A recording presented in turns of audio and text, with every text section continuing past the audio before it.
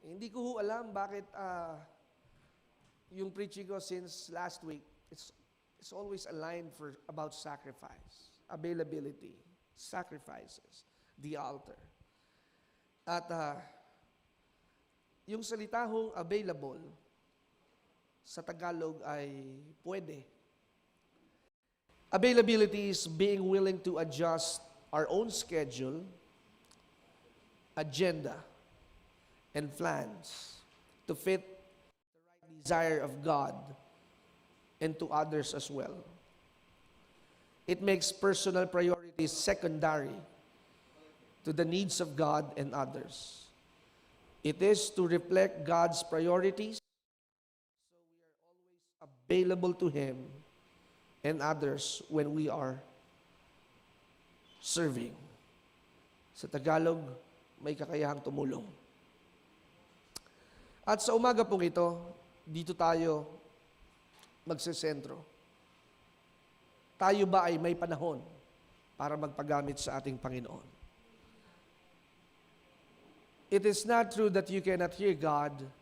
The truth is, you're too busy. That's why you cannot hear God. Because of the noise, the distractions. It is not true that God is not speaking to us. Nangungusap pa rin po ang Diyos sa ating pong panahon. At kailangan ho nating maunawaan na sa pananahimik, dun ho nangungusap ang ating Panginoon. Minsan naririnig pero pinipilit nating magbingi-bingihan. The only part of the body I think that we could not shut off is our ears. Ang ilong natatakpan, ang bibig natatalian. Ano ho? Ang bibig na isasara pala. Ang ilong pwede kang hindi huminga ng 30 seconds, di ba? Okay. Ang mata, ipikit mo lang yan. Matulog ka na. Pero, ang tenga, kahit tulog ka na, nakakarinig pa rin. Kahit naliligo ka, di ba? You can hear everything. But most often, we ignore the important voice. And remember, God speaks in a small, still voice. Kaya ang sabi ni Isaiah, when God is calling to whom He will be able to send for a certain project or an assignment, hindi nagkatubili at hindi nagdalawang isip na mag-volunteer si Isaiah at ang sabi niya, heto po ako, Panginoon, isugo mo po ako at gamitin ako. And too many people today, Christians alike, the born-again believers, they have heard the call, but they ignore the call. That's why as you ignore the call, we will always fall. Pag hindi ho tayo nakinig sa pagkakatawag, lagi ho tayong pupunta sa landas na gusto natin pero makikita natin, pinipilit pa rin tayong ibalik ng Diyos para sa Kanya. We try to run away and to hide. But you can run. You can run but you can never hide. Lahat ng pagsubok at problema na dumaraan sa iyo, if you would only notice, it is God's way for you to turn yourself back to Him. Remember the story of Jonah? He has an assignment. He ran away from God. And yet, because of that assignment, because he's the only person who can do that. Kaya when you have the talents and the skills or the capacity or even the resources, if you keep on avoiding, yung imbes na hindi mo sana magagastos sa ibang bagay, nagagastos mo kasi ang plano mo makaipon, ang plano mo makabili ng gadget, ang plano mo makabili ng bagong sapatos, and you keep on avoiding the things what God is commanding you, nabubutas, nabubuslo. Yung para doon sa bagay na yon, hindi mo magamit kasi laging butas ang iyong sisidlan. Because God will always call your attention to go back to Him. There will always be a detour that every creation should go back to God and honor Him, worship Him in spirit and in truth. Kayo ho'y nagsisimba, hindi lamang para ho makasabing nakapagsimba. Nagsisimba ho kayo para mag-alay. Bukod sa ikapo at kaloob, ang inyong buhay is the greatest requirement of God. Kaya nakakalungkot na nagsisimba, pero hindi nababago. Nagsisimba pero walang natututunan. And most of all wants to say that they want to go to heaven. How can you go to heaven if you cannot endure the practices that we have here? Because heaven is a place of culture. Ang langit ho ay lugar na kung saan ay may kultura na.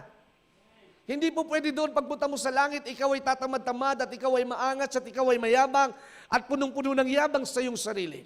You cannot go to heaven if you are God like that. Pero dito sa lupa, you learn service, you learn sacrifice, you learn to be discipled and to read the Word of God and pray every day. Availability is important. Sapagkat minsan darating sa iyong buhay, ikaw ang hinahangad ng Diyos para gumawa sa ganoong pagkakataon. Don't miss that opportunity. And you will see, if you miss that calling, it will take another 5 years para bumalik ulit sa iyo yung calling na yon at para ikaw ay mag-function doon sa ipinapagawa ng ating Panginoon. Kaya ang nangyayari, madalas, all our decisions are a mistake because we run away from what God has called us to do. Kaya marami hong kabiguan, maraming kalungkutan. It's most probably because we are too hasty. Nagmamadali tayo. We hasten on the things that we choose our own way. Kita nyo nga, sa video okay pa lang ng kantang My Way, nagkakapatayan na tayo yung sarili mo pa talaga ang sundin mo. Yung ikaw lamang ang akala mong tama at ikaw ang hari ng iyong sarili. If you always do like that, you will always fall in the trap of the enemy. Because the thief comes to steal, kill, and to destroy. And Satan is very patient. He's like a roaring lion waiting for the open door. That's why when you are not available for God, kanino ka magiging available? Kung hindi ka available sa Diyos, sinong gusto mong gumamit sa iyo? Tandaan ho ninyo, dalawang puwersa lang ang naglalabanan. Puwersa ng katwiran at puwersa ng kasamaan. Kaya if you will not be available for God, alam nyo na kung kanino kayo magiging available pag hindi kayo available sa Diyos. Ano ho? So if you will not respond, whom are you responding for? Kaya kapag hindi ka tumugon, kanino ka tumutugon? Kaya napakalinaw mga kapatid, when you hear the voice of God, harden not your hearts. Do not be like the Israelites that in the days of provocation, sinubok, pinahintulutan. Tandaan ho ninyo, ang Diyos ay hindi pinagmumula ng pagsubok, pero pinahihintulutan niya ang pagsubok para tayo maging dalisay at maging matatag. We are tried, pruned, and tested. Why? For the certain purpose that our foundation may be secured. Alam niyo ho yung talinghaga about the foolish builder and the wise builder. Yung isa nagtayo sa buhangina, nagtayo ng bahay niya, dumating ang ulan, malakas na bagyo at hangin, nasira ang kanyang bahay. Pero yung matalino, ginawa niya itong bato. At dumating ang malakas na hangin, malakas na bagyo, at hindi ito kagad na igupo. Kaya ngayong umagang ito, are you available to the call of God? And make sure, as you obey, you learn how to wait and you learn how to sacrifice. Because when we obey, it's all about our pure desire and intention. Not my way, but your will be done. Not my intention, but your intention. Because His ways are different from our ways. When Jesus called the first disciples, sa Mark chapter 1, verse 17, anong sabi niya? Come and follow me, and I will show you how to fish for people. Meron din isang kataga sa New Testament. When Jesus is asking for some followers, ang sabi ng kanyang mga tagasunod, Panginoon, teka muna, maglilibing muna ako. Teka muna, magpapaalam muna ako sa aking asawa. You know what? When God calls you, it is an instant answer. Pag-intayin nyo na ang asawa nyo, pero huwag nyo pag-iintayin ng Diyos. Minsan kahit pag-intayin ninyo ang pastor ninyo, pero ang Diyos huwag ninyong pag-iintayin. Nakukuha mo ba ninyo? Sapagkat ang Diyos ay napaka-banal at tanghal para siya ay maging pangalawa lamang sa ating prioridad. He gave His Son. He gave His only begotten Son. And that Son did not just have a fashion show. Hindi naman si Jesus lamang naglakad lamang dito sa entablado at nagporma at nagpakyut. No. Jesus did die for our sins. He was wounded for our transgression. He was bruised for our iniquities. That by His stripes we are healed. Jesus did not came for a no-nonsense business. He paid the price na hindi naman siyang may kasalanan. He paid the price that He didn't owe. Nagbayad ng napakahalaking halaga sa pagkakautang naman na hindi naman sa Kanya. Anong klaseng Diyos ito na nagmamahal ng sobra-sobra at walang ibang Diyos na gumawa nito kundi ang ating Panginoong Hesus na siyang namatay at nabuhay na maguli at nangako na ikaw ay dadagitin sa huling panahon. Don't make excuses. Excuses is a character that you are not really believing and having a complete trust with God. Excuses makes you frail. Pag ikaw ay maraming palusot, maraming alibay, hindi mo nalalaman, mas lalo kang nagiging mahina. Because avoiding the things of responsibility will only bring you to a miserable life. Kaya kapag lagi kang layo ng layo, may pinapagawa sa iyo ang Diyos, may pinapasabi sa iyo ang Diyos, sa pamamagitan ni pastor, sa pamamagitan ng kapatiran, and maybe you hear the projects and the need and the challenge. You have the opportunity, but you neglect it. Saka na lang pag meron na lang ulit, saka na lang pag malalaki na ang mga anak ko. Alam niyo, there will never be a perfect time. Kaya ang sabi ko sa Ecclesiastes, hindi ka makakapagtanim pag lagi mong tinitingnan ng panahon. There will always be rainy season. There will always be sunny days. There will always be drought. But if you determine the seasons and the weather and the skies, mamaya na ako gagawa, mamaya na. Alam niyo ba yung salitang manyana habit sa mga Pilipino? Yung laging, tsaka na muna yan, may oras pa naman. Alam niyo, matatapos na ang 2020. Have you done really significant things unto God? May ginawa ba tayo na talagang kahanga-hanga sa harapan ng ating Panginoon? Ewan ko po sa inyo, pero palagay ko sa aking kalagayan at katayuan, I have done something, not great things, but because I believe there's no such thing for the word great. Because every day, every time, every moment, yung tagumpay natin nung nakaraan, dapat hinihigitan pa po natin. Yung nagawa natin ng Project 2020, dapat meron pa tayong mas malaking magagawa ngayon. Sapagkat, dito mo makikita, things and people come and go. May mga taong ginamit kahapon, pero ngayon ay hindi nagagamitin ng Panginoon. Because what God wants requires for you to look unto Him, to trust in Him, without any shadow of a doubt. God may use the people right now that you see, it is important to you, pero tandaan po ninyo, yung taong ginagamit ngayon, huwag nyo silang sambahin. Huwag ninyong ilagak ang inyong buong puwersang lakas sa kapatid ninyong may maluwag at may kaya sa buhay. Ituon ninyo ang inyong tiwala sa ating Panginoon. Hello? Are you hearing me? Sapagkat ang tao ay maraming alibis at mga pangakong napapako. And it's really frustrating when you expect to the highest expectation to the people. But when you expect unto God, even though it might be delayed, it will never be denied. Kapag ka nasa iyo ang yes ng Panginoon, kahit maghintay ka ng 10 taon, darating yung para sa iyo. Basta magikang handa when I have the yes from God. Kaya importante yun, mga kapatid, ang ating puso. Sapagkat ang ating puso nag-aalala. Ang ating puso ay naiinggit. Ang ating puso ay nagbubunga ng pagrereklamo. Out of the abundance of the heart, the mouth will speak, ang sabi ho sa Biblia. Kaya kapag ka nasa atin ang Diyos, you'll always ready to be called out. Like a soldier. Tandaan po ninyo, nagsasanay tayo hindi dahil may digmaan na mamaya. Nagsasanay tayo dahil malamang bukas makalawa ay may darating na labanan. You don't practice because you need to fight in the next 2 hours.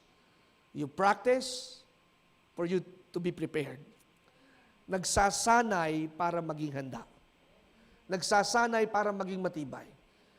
Kaya ang mga basketball player, that's why they have a calisthenics. They have the enduring coach. Sila Manny Pacquiao, meron silang mga yung para matest ang kanilang strength at kalakasan at yung para mawala ang madaling pagkapagod. Meron silang mga ganyang mga coach eh. Sapagkat para pagdating ng mismong labanan, they are prepared. They are available to give out their best. Kaya, bilang isang mananampalataya, nagsasanay tayo sa nalalapit na pagpapala, sa nalalapit na labanan, sapagkat ang buhay ay laging may labanan, laging may pagsubok, laging may pagtitiis, laging may hahamak sa iyo. Pero pag ikaw ay matibay, kahit murahin ka ng asawa mo, ikaw ay magiging matatag.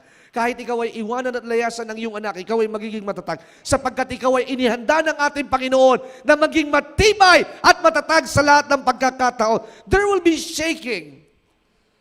There will be betrayals. But at the end of the day, if your feet are standing on solid ground, you will be steadfast and be immovable. Kapag ka ikaw ay nakatayo at nakatungtong sa isang pundasyon na batong buhay, ugain ka man, ligligin ka man, ang mga taong nananalig kailanman ay hindi magiging maligalig. Amen. Palakpakan natin ang ating Panginoon. We have a God who became available to us. Meron tayong Diyos na laging naririyan, 24 oras, 7 araw sa bawat linggo. Siya ang pumili sa atin. We are elected, we are chosen, selected for a purpose. Revelation chapter 4, verse 11, it says that we are created for His pleasure. So, ibig sabihin, pag tayo ay gusto ng Diyos na tayo ay gamitin upang makapag-aliw sa Kanya, huwag tayong magdadalawang isip. Kaya ang linggo ay napakahalaga. Marahil marami naman magsasabi na, araw-araw naman, Pastor, pwede natin sambahin ng Diyos. Totoo po yun. But when you allotted a special day as we gather in one accord, di ba sabi sa aklat ng Hebreo, huwag nating kaligtaan ang pagtitipon. Huwag nating kaligtaan. Kaya nung may mga ilang nag-aapila kung paano makakadalo sa gawain, sabi ko kay Sister Aren, gawin nating alternate. Yung nakadalo na nung isang linggo, pwedeng yung iba naman ang padaluhin natin. Ano po? Para lahat ay makapagsimba. Alam nyo, napakasarap po pag kayo nananabik. Ibig sabihin ng kasabikan, masarap. Kaya mo na inuulit dahil natikman mo na. Kaya dahil natikman mo na, ayaw mo na itong mawaglit. Hindi mo ito hahayaang mawala sa iyong sistema. Hindi mo ito hahayaan na mawala sa iyong menu. Sapagkat ikaw ay nakatikim, ikaw ay nakaranas, at nakita mo na ang Diyos ay tapat at napakabuti, at napakasarap sumamba sa lugar na ito, at makapakinig na mensahe ng katotohanan at paglaya at katagumpayan. Kaya ka naman bumabalik sa romantic baboy dahil hindi lamang romantic yung baboy doon, kasi masarap yung kanilang inihahain. Di ba? Kaya ka naman bumibili lagi sa Amber dahil natikman mo yung pichi-pichi na may keso. Pero pag natikman mo ang Ace Kitchen, babalik-balikan mo rin ang kanilang pandesal na ube. Kaya pag ikaw ay nanabik, you will make every effort to come and purchase and taste and see that the Lord is good. You will not have a hesitation. Naalala ko nga ang kwento ng aking asawa na kanyang natutunan sa isang pastor. Sa tuwing siya ay mag-offering, way back on her working days. Sabi niya, kapag sila ay magbibigay ng offering, gabi pa lang, she chose the best and finest bill. Sabi ko, ang OA naman. Sabi niya, pag magbibigay ka, ibibigay mo yung hindi lumang pera, hindi lukot, hindi madumi. At sabi niya, kung wala man ako maibigay, ang ginagawa ko, pinaplansya ko yung pera so that I could offer the best unto the Lord. Kahit 50 pesos, basta magandang presentation, meaning, Lord, here is my offering. It is available for you. Receive it as an incense. That's why my wife is blessed with a good, handsome husband because she knows how to offer. Nung isang araw nga, may pumunta sa bahay namin, nagpa-counsel. Alam niyo, very rare ho akong tumatanggap ng bisita. Dahil unang-una, pag may bisita, it consumes time. Alam niyo naman yun. Ano? Hindi naman please don't get me wrong. Sa puro to, pag may bisita, it's a bala. Sasantabi mo talaga, di ba? At syempre, you'll prepare for the food and everything. Pero hindi ko naman sinasabi na masama tayong magbisitahan. But it's just for me. Alam niyo naman, kasi I'm always on the go and having little kids, online class pa, alam niyo naman. Dapat ako na ang gigrade ng school ng mga anak ko eh. Ako naman nasagot ng mga assignment eh. Daddy, hindi ko alam yan. Di tuturo. Anyway, so may nagpa-counsel sa amin last Tuesday. At kwento siya ng kanyang buhay, ganyan. At naranasan niya ang napakasalimuot na kalagayan ng kanyang buhay. Mistake after mistake. Alam niyo, pagka nasimulan ninyong mali, tuloy-tuloy ang pagkakamali. It will just be like a ripple effect. It's like a snowball effect. If you do not pray, you do not consult God, you will have failure after failure. Kasi gusto nga ng Diyos, every time you make decisions, you put God first. You ask people to pray for you. Pero ang napakaganda dito, kahit naranasan niya ito, siya ay nanatiling matibay, nakaahon, nakabangon. And what I see into her face, she is starting to glow and to bloom and to receive the forgiveness and the promises of God that all things work together for good to them that love the Lord. Everything happens for a reason. At ang sabi namin mag-asawa, kaya nangyari sa iyan dahil may tinuturo ang Diyos. At dahil nangyari sa iyan kasi tinakbuhan mo ang Diyos. And sometimes you commit sin, mistakes. And wrong choices. God allows it kasi hindi ka nakumbikta Pero ang mahalaga, may natutunan ka. At ang sabi namin sa kanya, alam niyo kung bakit kayo nandito sa aming harapan ngayon? At unti-unti kayo nakakabawi at nakakabangon? It's because there are times you showed how you love the church, how you love the pastors and the project of the ministry. You keep on sowing and sowing. That's why, nung dumating sa inyo yung ganitong mahirap na kalagayan at mahirap maunawaan, mga mali at madaling desisyon, hindi kayo naigupo ng mga ito sapagkat nauna kayong magtanim at magtiwala sa Diyos. Kaya sa mga panahon na wala ka ng kalakasan, yung naibigay mo, yung napanaliwalaan mo, it will start up and it will jump up on the most timely needed hour of your life. Nakukuha ninyo? Yung mga panahon na wala ka ng maihinga, yung mga panahon na hindi mo na talaga maintindihan, hindi ka makapanalangin at hindi ka makapagbasa ng Biblia. Pero nung mga panahon na ikaw ay malayan nakakaunawa, nakapag-imbak ka na, nakapondo ka na, at nakapag-imbak ka na sa kamaling ng mga salita ng Diyos. Kaya pagdating ng pagsubok, it may knock you down, but you will never be knocked out. You might be disqualified, but God is the right judge. He covers you with His mighty blood.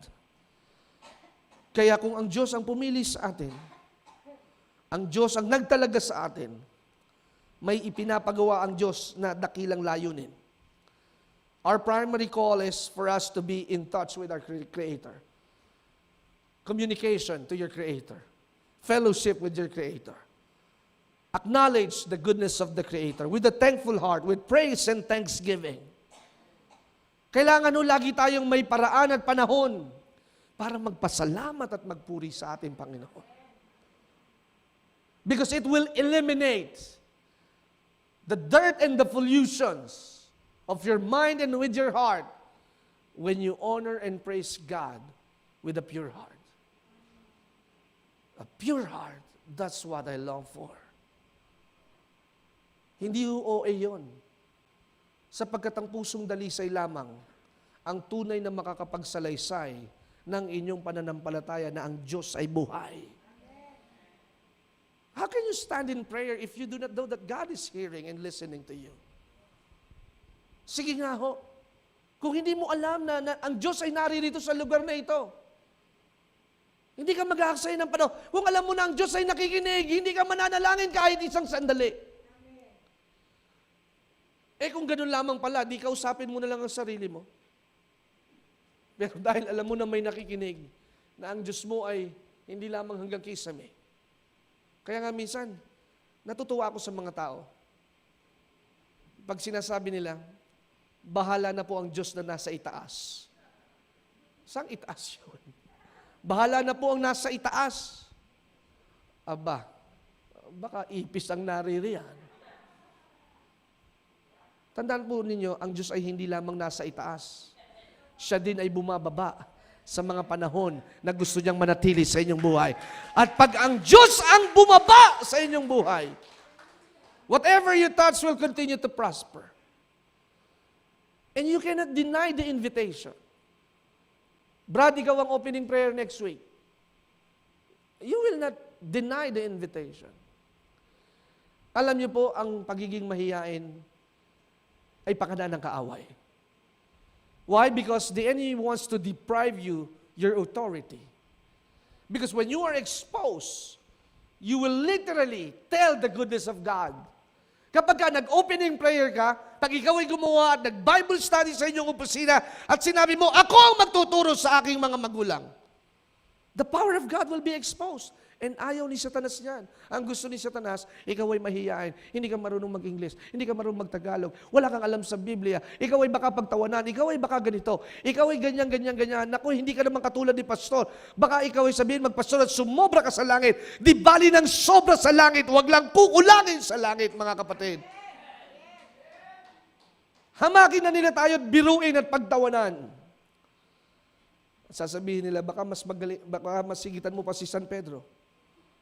Di bali nang masigitan natin silang lahat, basta alam naman natin ang ginagawa natin ay isang makabuluhang bagay na pag si Kristo ang naitaas, ang lahat ng bagay ay idaragdag sa iyo ng ating Panginoon. Hallelujah! Palakpakan natin ang ating Panginoon.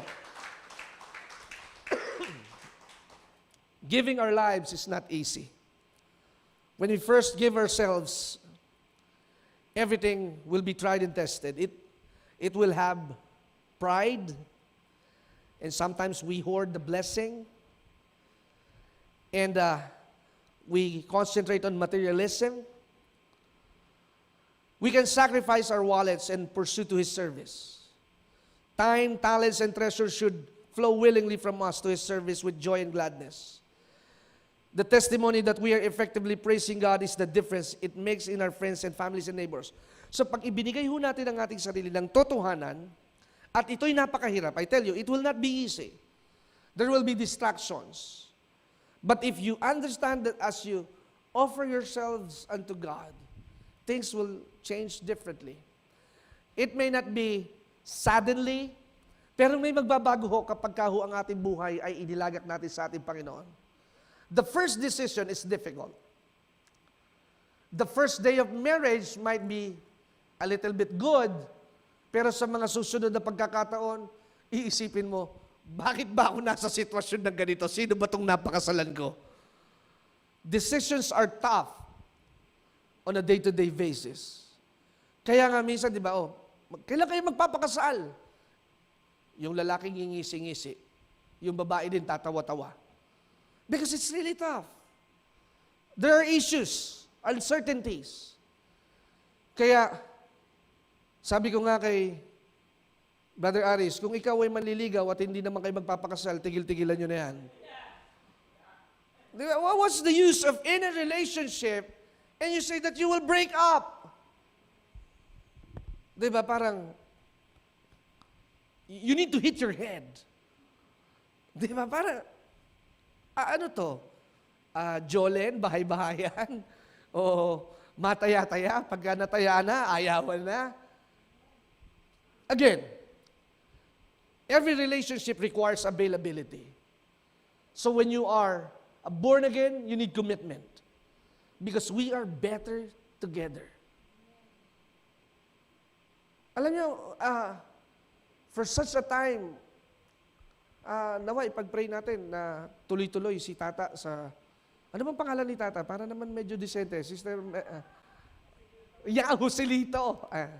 Diba? Kasi kapag Tata, parang yung mga nasa bata lang na naglalaro ng moro-moro eh. So si Lito. Kasi he's the right man para po doon sa pagmimix. At kung naunawaan ninyo kanina, we hear the drums, we hear the percussion, ang ganda ng timpla. At ngayon, as I preach, really, hindi ako masyadong pwersado.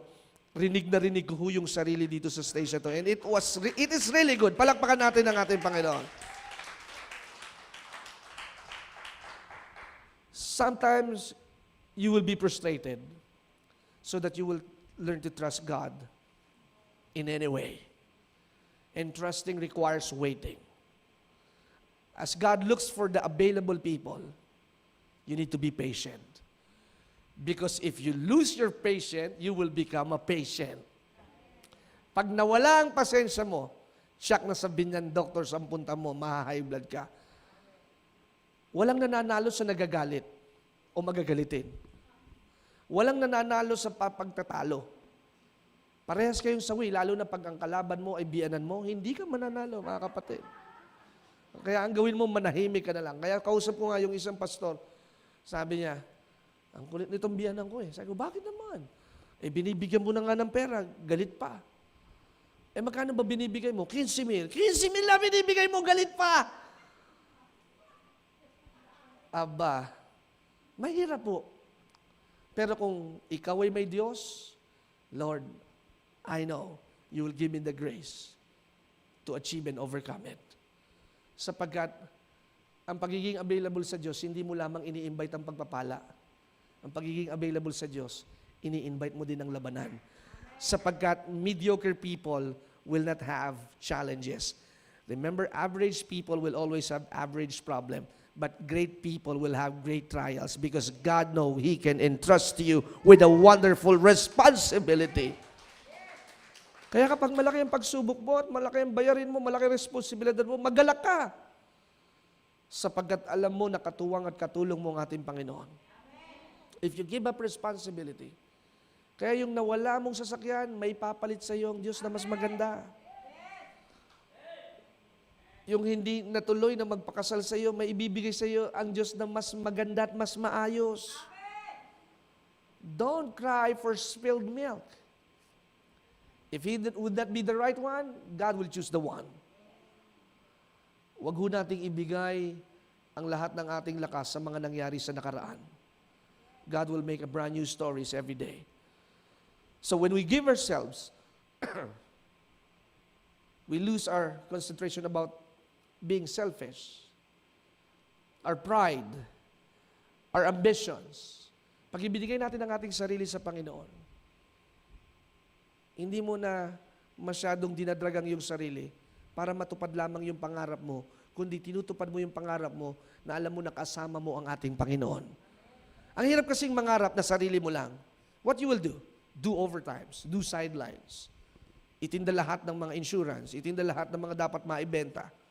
Wala ho namang masama doon, pero at the end of the day, you will be so tired. Kaya kapag napapagod ka, hindi mo kasama ang Diyos. Narinig ba ninyo yun? Ulitin ko ulit. Baka naman natutulog na yung katabi ninyo. Pag napapagod ka, hindi mo kasama ang Diyos. Hallelujah. Kaya kapag panay ang lugi, huwag mo sabihin na pagsubok lang yan, hindi mo kasama ang Diyos. Sapagkat pagkasama mo ang Diyos, kahit nalulugi ka, masaya ka. Kahit nagkakasakit ka, maligaya ka. Sapagkat alam mo na hindi ka pababayaan ng Diyos, hindi ka mamamatay sa hindi tinakda ng ating Panginoon. You will see the goodness of the Lord in the land of the living. You will not die before your time. You will not die before your time. Hindi ka mamamatay ng maaga na hanggat hindi mo pa nagagawa at natatapos ang pinapagawa sa iyo ng ating Panginoon. 10,000 man ang mamatay sa iyong tagiliran, kaliwat kanan man ang pandemya. Basta ikaw ay naniniwala at nagtitiwala sa Diyos, mananatili kang nakatayo at ikaw ang magwawagi sa kabila ng maraming nasasawi. Sapagkat alam mo na ang putong at korona ng Diyos ay nasa sa iyo. Palakpakan natin ang ating Panginoon. Sa Acts chapter 8, verse 26 to 39, it sum up with God's calling to a man or a disciple named Philip. An angel of the Lord said to Philip, kailangan ho kasi pag nag-respond tayo, oh, Sister Vilma, merong nasunugan doon. Bigyan natin ng tulong. Oh, Sister Vilma, punta tayo doon, maggawain tayo. At ang ating kapatid ay na nagdadalamhati dahil namatayan. Hindi na ba yung, Pastor, bibigyan niyo ba akong pamasahe? Pastor, may service ba? Alam niyo, ang availability, you create the possibility. Di ba? Magpakain tayo ng 500 mga kapuspalad. Huwag ka na magtatanong na, Pastor, wala ko tayong budget. Saan manggagaling ang pera? Alam nyo, magpo-provide ang Diyos the moment you step in and walk in to the unknown. Magtutusos ang Diyos.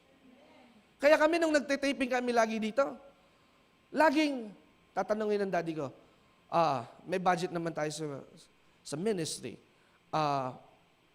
Ito ang budget, Kenneth, para sa merienda ng mga kasama nating manggagawa dito. Pero nakakatuwa, may mga pagkakataon na nababalitaan lamang nila na pupunta dito ang bishop natin. Nagagalit pa kay Sister Aren kasi ang bagal sumagot ni Aren minsan. Ewan ko anong ginagawa. Si Aris ang pumunta, hindi nakilala kung sino si Aris. Naguunahan pa sila. It happened triple times na may 3 mga kapatiran na sila pa Pastor, pa-pick up nga dito at kami na ang sagot ng merienda ninyo, nandiyan pala ang ating bishop. Di ba? Kilala nyo na yun, yung nag-i-amen na yun, ayaw magpabanggit ng pangalan eh. Kaya, it is your availability that will respond to the project and to the assignment. Sige ako na, Pastor. Magbagunahan tayo. Di ba, kung lagi tayong magpapakiramdaman, wala tayong makakamtan. Pag tayo nagpapakiramdaman, wala tayong makakamtan at tayo laging malilimitahan. If we base on our feelings and emotions, we will not go through another day. Kung lagi nating titingnan na hindi ko kaya, magpagamit ka at makikita mo na kayang-kaya mo. Hindi mo kaya sumakay ng roller coaster, pero pag nandun ka na, isigaw mo lang, ah! Nalaglag tuloy pustiso mo. Pag nandun ka na, yung takot mawawala. Pastor, wala pa kaming ipon, kaya hindi muna kami mag-aasawa. Mag-asawa na kayo, dadalo yung ipon. Kaya naman hindi nagkakatuloy yan ng mga mag-asawahan. 10 taon na. Nagkakahiwalay pa. Kasi nakatutok lagi sa ipon, magkabahay kami, ganito, ganyan. And that is selfish ambitions. Sa buhay na ito, ang seguridad lamang ay pananampalataya. Dollar exchange changes. Reals changes. Economy, ups and downs. The market value, yung mahal mong binili ngayon, mura na lang. Binili mo yung kotse mo na 800,000, ngayon 200,000 na lang yan after 5 years. Everything changes. Pero ito ho ang bibitawan ko sa inyo, ang Diyos ay hindi nagbabago noon, ngayon, at magpakailanman. Siya ay tapat. Basta ikaw ay magpagamit lamang sa Kanya. Kaya ang sabi ng anghel, pumunta ka sa dakong south at patungo sa Jerusalem to Gaza. And this is a desert place. Pag sinabing desert place, disyerto, ilang na lugar, walang puno, imagine niyo lang yung mga nasa Middle East, mainit, mabuhangin. maraming cactus, at maraming bonsai. Go to a desert place. And he rose and went. And there was an Ethiopian eunuch. Ethiopian eunuch, a court official of Candace, queen of Ethiopians. Ito yung isang opisyal na tagapagbantay ng reyna, ha? Who was in charge of all her treasure. Mayaman. At siya'y papunta ng Jerusalem para sumamba at pabalik na, nakaupo sa kanyang karawahe, at binabasa niya ang aklat ni Isaiah. At habang binabasa niya ito, hindi niya maintindihan kung anong nilalaman nito. God will send somebody to be useful to you. Yung gusto mong magkaroon ng tolda doon sa garahe mo, hindi mo naman maisip kung paano mo ikakabit, may papadala ang Diyos sa iyo na pwedeng magkabit ng tolda na nais mong ilagay sa garahe mo. Hello? As simple as that. Yung hindi mo kayang gawin, na hindi ka makapagbukas ng bangko, magkapag-open up ng account, merong dadalhin sa iyo ang Diyos na malapit at may kakilala sa branch manager na magiging favor sa iyo para maging mabilis ang lahat ng proseso na iyong kakailanganin. God will send somebody that will be available to help you. Ang Diyos ay magdadala ng tutulong sa iyo para maging madali at magaan ang trabaho na iyong ginagawa. Diba?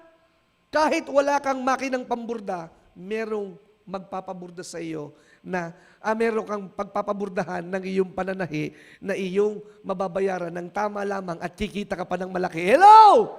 Amen! Palakpakan natin ang ating Panginoon. Gusto mo maglabas ng bagong sasakyan, pero kulang ang iyong papeles. You need a guarantor.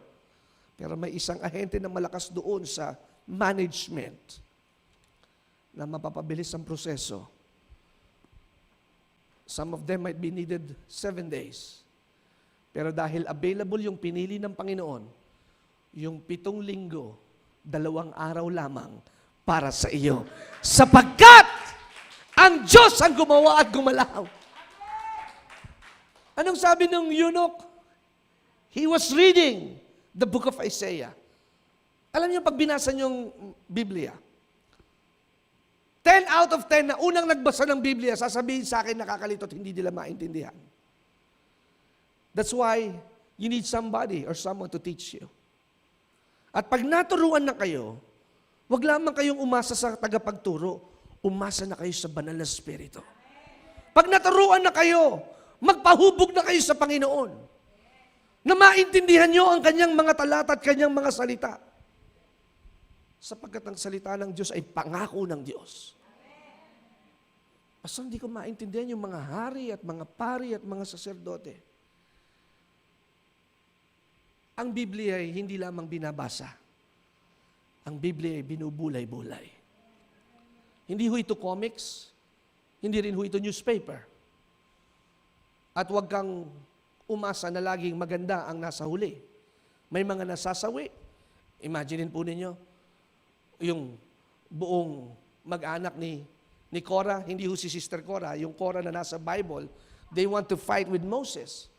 Diba? They are so indignant na awayin si Moses. Anong ginawa sa kanila ng Diyos? Kinain sila ng lupa. Because, natabunan ng lupa. Because God is fighting for Moses. Moses is a servant of God. Ano nangyari yung mga kapatid ni Moses na si Miriam? Ayaw ni Miriam na ang asawa ni Moses ay isang dayuhan at galit na galit sila. Anong nangyari kay Miriam? Nagka-leprosy, nagka-ketong, ano po? And for such a time, nasa labaso ng templo, tolda, ng sambahan, si Miriam. You know what, mga kapatid? As long as you are available for God, ang Diyos ang magtatanggol sa iyo. They can have their opinions. They can have their suggestions. Pero ikaw mismo, na nakakaunawa na ang Diyos makikipaglaban sa iyo, makikita mo, yung mga nang-aapi sa iyo, sila na ngayon ng kaapi-api. You do not pray for their devastation, but God will fight for you because you serve a living God that who is faithful to His promises. Amen. Kaya, nung kailangan ng tagapag-interpret ng eunuchong ito, imagine ninyo kanang kamay ng reyna. Ang mga eunucho, kadalasan ho yan ay mga malalaking lalaki at kinakapon. Hindi pwedeng magkaroon ng pagnanasa sa kanyang binabate. Remember when Queen Esther has a eunuch as well, meron siyang katiwala. Kahit makita niya si Esther, walang yung desire ng init ng damdamin. Kasi nga kinapon na wala nang pagnanasa. Kaya itong eunuchong ito na malapit sa reyna ng Ethiopia, he has all the treasure and kaya kung titingnan ho ninyo, summing up, si Philip is the right person, the right man at the right time. Sapagkat doon sa pagkakataong ito, nakaupo ang eunucho, nakasakay sa kanyang karwahe in the middle of the desert. In the middle of the desert. Walang nakatambay sa disyerto, walang pakalat-kalat na tao doon. Palagay ko mababangis na hayop, meron. Pero sino ang susunod doon sa lugar na yon kung hindi ang Diyos lamang ang nagpatawag? And perhaps when Philip responded, God gave him the Spirit and he explained what the eunuch was reading. At nung nabasa po niya ito, pinaliwanag ng mataimtiman ni Felipe. What happened after next? Nagpabautismo yung eunucho. Kaya hindi natin alam kung ano yung ipinapagawa at pagkakatawag sa atin ng ating pag tinawag tayo ng Diyos. Kahit mahirap, kahit malayo, kahit yan ay sa kalinga, apayaw pa, puntahan mo. Sapagkat maaring kahit doon sa malayo, nandun ang pagpapala mo, nandun ang biyaya mo. Kaya kapag ikaw ay inutusan, huwag mong tanungin gaano kalayo. Ang sabihin mo, susunod ako at pupunta ako.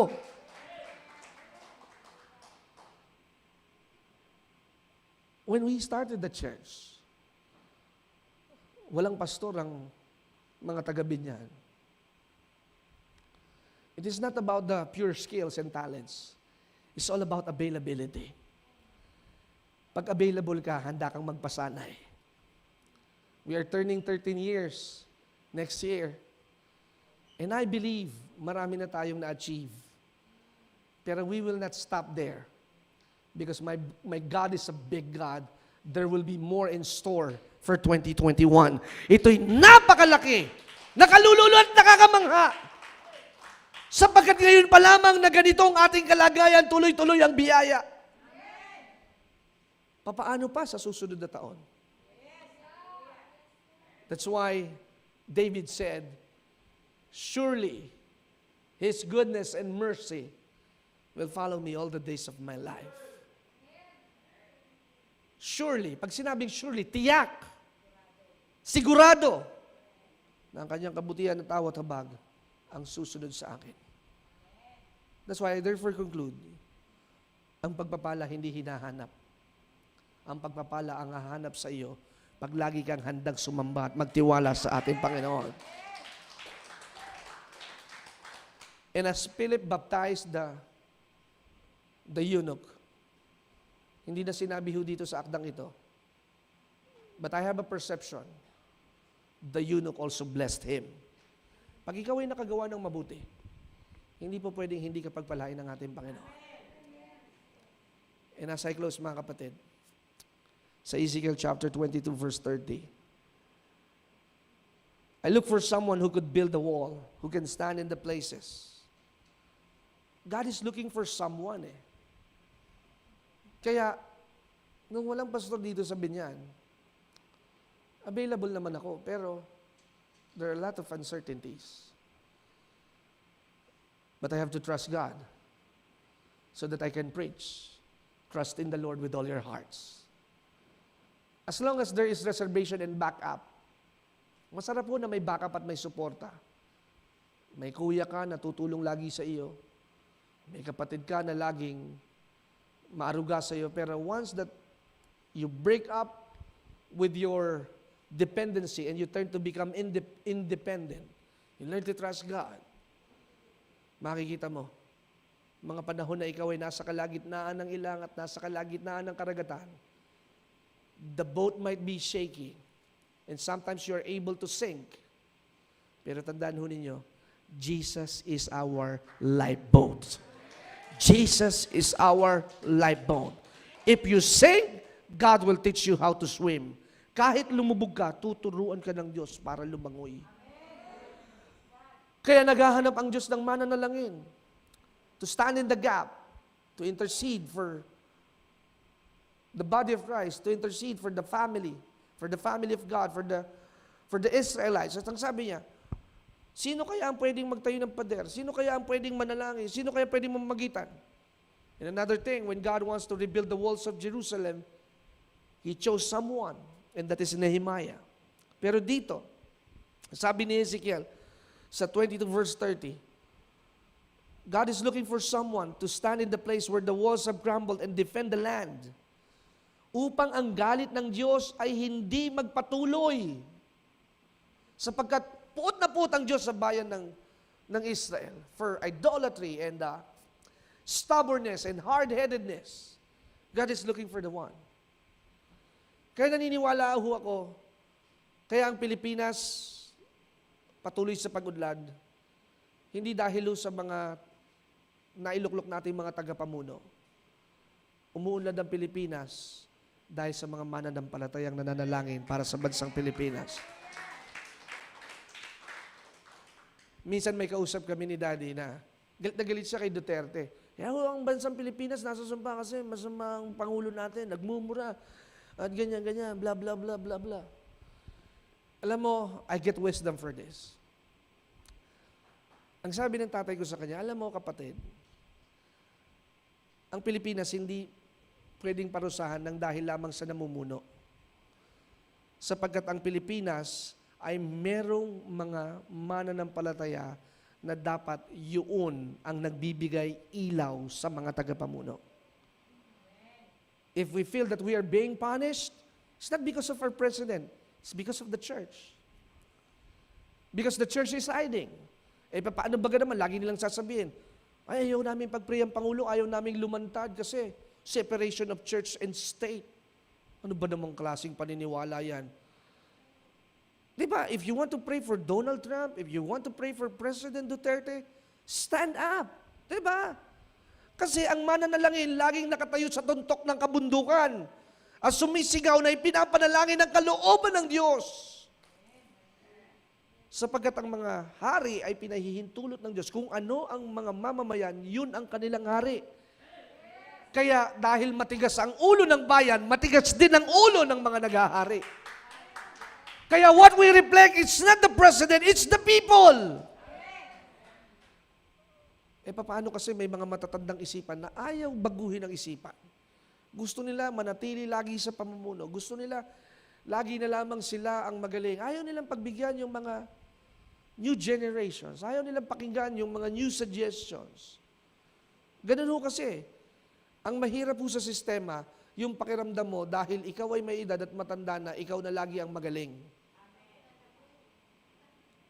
What I have learned is, I appreciate the suggestion of the younger generation. I learn from their mistakes and I hear their request. At pagka nagkamali ako, okay, I accept that I'm bad at it.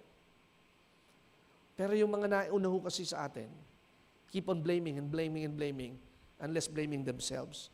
Sisi dito, sisi doon, and dapat naman pala sisihin, si ako muna bago ang iba. Kaya mga kapatid, you pray for our nations. 2021 will be a great and supernatural year. And especially on our 2022 election, it will be a far greater than history. Basta kailangan lamang be available. Pag nagpatawag tayo ng Zoom for prayer, be available. Sabihin natin ng sabay-sabay, nakarinig ito, nakarecord sa langit ha, I am available. Parang labas lamang ata sa nguso yan, labas sa ilong ha. Yung labas talaga sa puso, I am available. Di ba? Kaya kung may desire ka sa pagtugtog, at pwede ka naman, huwag mo nang intayin pa na ikaw ay lapitan o ano. Pastor, magaling talaga ako mag-drawing eh. O, di ba? Anong koneksyon ng pagganda sa pag-drawing? Pastor, magaling ako mag-camera. And I'll be a help for the production ministry. Huwag tayong maging distant. Huwag tayong maging distant learning. Pang-online school lang yan. Pero when we need to be practically involved, don't hesitate. Just facilitate. Irritate and careless and hassling and inconveniencing others are the opposite term of being available. Huwag mo nga hayaang hindi mo mapagbigyan ang tawag ng Panginoon o at tawag ng nangangailangan. Don't let people get irritated by saying no to them when you have the capacity to do it. Sa Tagalog, para maintindihan ninyo, kung kaya mo namang gawin, umuutang sa'yo ng 10,000, okay, may 10,000 ka naman, pero may pagbabayaran ka. Lagi kong sinasabi sa inyo, kung hindi ninyo kayang ibigay yung 10,000, bigyan ninyo ng 500 para may pamasahit pangkain pag-uwi dahil galing sa bahay ninyo. Don't let people get irritated. Oh, bago sasakyan yan ah. Oh, bago bahay yan ah. Ba't hindi kaya ako makalapit? Don't let somebody have the opportunity to think bad about you. Yes, people will have an opinion, but don't let them go home na walang natanggap mula sa mga lingkod at anak ng Diyos. Di ba? Nag-effort yung mangutang sa iyo eh. Nag-effort na dumaing, may kasama pang drama. Eh di pag-uwi naman sana para nanalo't nagwagi din siya sa kanyang mga hinaing. O di sasabihin niya, talaga palang napakabuti ng mga taga-biyaya. Dahil hindi ako pinapauwing sawi, sapagkat sa biyaya, laging wagi ang mga nagtitiwala sa ating Panginoon. Amen. Pride and selfishness, it makes you insensitive to the needs of others and causes us to control others instead of loving them. God says, I hate pride and arrogance. And the Bible also warns us that pride goeth before destruction and a haughty spirit before a fall. Kaya ang sabi ni Pablo, itong buhay na ito, walang halaga ito sa akin. Sapagkat ang aking tanging layunin ay matapos ang takbuhin at lahat ng ipinapagawa sa atin ng ating Panginoon. Ibahagi ang mabuting balita sa biyaya ng Diyos. And then lastly, Acts chapter 20, verse 35. It is more blessed to give than to receive. How many of you will be consistently saying, Lord, here I am, Lord, send me and use me. And maybe now is the time to surrender everything to God. Again, when you give to God, He doesn't need your ears or your nose. He wants everything of you. Di ba pag nag-aalay ho, last week, hindi po pwedeng paalang ang iaalay. Yung buong alay, sinusunog ho ng buong buo. Kaya pag magbibigay tayo sa Panginoon, hindi dahil, maglilingkod ako, nawalan ako ng trabaho eh. Maglingkod kayo habang nasa kalakasan nyo pa kayo. De, pastor, sa simbahan na ako kasi nalugi na ako, wala na ako ibang mapapuntahan eh. Magkano ba sweldo dyan? Mali. Dapat pag maglilingkod tayo, sa panahon na tayo mapapakinabangan pa ng ating Panginoon. Again, it is now time to turn back to God. Turn your eyes unto Jesus. And you will see greater things are yet to be done. Manalangin po tayo. Aming Ama, marami pong salamat sa umagang ito. Pinupuri ka po namin, pinararangalan at pinasasalamatan. Salamat po sa bahagi ng aming buhay na nakapakinig at ito'y inaayos mo para sa iyong kaluwalhatian. Tulungan mo po kami, Panginoon, that we will respond to our ability. And then after we respond, we'll have the word responsibility. And through that availability, we might not be the best qualified, pero yung handa kami magpaturo at handa kami magpagamit. Lagi ka pong eksperto sa paggamit ng mga sawi. Lagi ka pong eksperto sa paggamit ng mga lumalayo sa iyo. Kaya ngayong umagang ito, we humble ourselves, Lord God. If there is any pride and any iniquities in our heart, Lord, burn it and remove in our lives. Gamitin mo kami, Panginoon, sa panahon na kami malakas pa. Bagamat sa aming kalugihan may pagbangon, pero gamitin mo kami sa mga panahon na kami ay may kakayanan pa. Na kami ay may kapakinabangan pa na ipamalas at ipamahagi ang mga ito. At sa mga nakaranas naman ng pagbalikwas at pagbaliktad, dalangin ko po, Panginoon, na huwag tumigas ang kanilang puso. Na huwag silang mag-backslide at huwag itong maging katanungan, bagkus ito'y maging kasagutan. Na ang Diyos ay maawain at mahabagi sa lahat ng lalapit sa Kanya at magpapakumbaba at magsusumamo. Na mapalad ang mga aba na walang inaasahan kundi ang Diyos. Sa mga sawi, ikaw ay makakaranas ng pagbawi. Sa mga sawi, makakaranas ka ng pagbangon. Sa mga sawi, makakaranas ka ng pagbuhay na maguli. Because He has the resurrection power. He raised the dead man, Lazarus. He healed the leper. He made the lame man leap like a deer. And the blind eyes opened. You're the God of miracles. Here I am, Lord. Search me. Itong panalangin ni David, search my heart and know my thoughts.